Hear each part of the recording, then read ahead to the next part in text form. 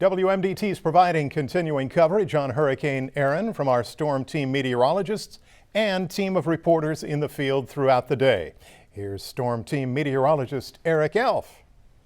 Hey, speaking of strong winds, look at this camera. It's shaking, it's blowing in the wind, and those white caps are gnarly out there. Live look on our Morse roofing and siding sky cam. We've got sustained winds at around 15 to 25 miles per hour across the peninsula. But as we've been discussing, the stronger wind gusts today are going to be along the immediate coastline. So here's Hurricane Erin right now. It's a Category 2 hurricane with sustained winds at around 100 miles per hour right around the core. And the forecast remains on track. It's pushing into the northern Atlantic and not going to be our problem in terms of the worst impacts. But because the storm's expanding in size, despite the fact that the center is about 300 miles away from us, that is why the gusty winds are extending towards the coastline, where we could see gusts over 40 miles per hour at times today. And we can thank this front for pushing Erin out to sea. So yes, while we are seeing gusty winds today, it could have been a whole lot worse. We're really dodging a bullet, so we can really be thankful for that. Lots of clouds out there. We're going to have a few showers at times and maybe a few areas of drizzle. But other than that, it's mainly just the winds and the really choppy marine conditions today. Check this out. 44-mile-per-hour wind gusts at Wallops Island. So again,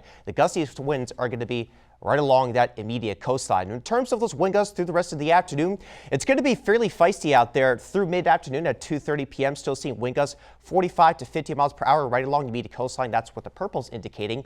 Elsewhere, though, wind gusts only at around 30 miles per hour. So we'll be breezy elsewhere, but we'll call it windy, downright windy along the coastline today. But the winds will begin to subside through the overnight hours at 9 p.m. Really starting to subside, still a little bit gusty along the coastline with gusts at around 30 miles per hour. And this is at 6 a.m. tomorrow.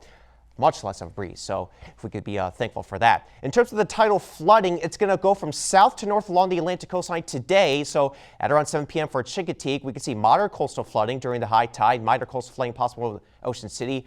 And we're going to have to keep a really close eye at Lewis, Delaware. We could see major coastal flooding, at least that's the forecast, at around 8 p.m.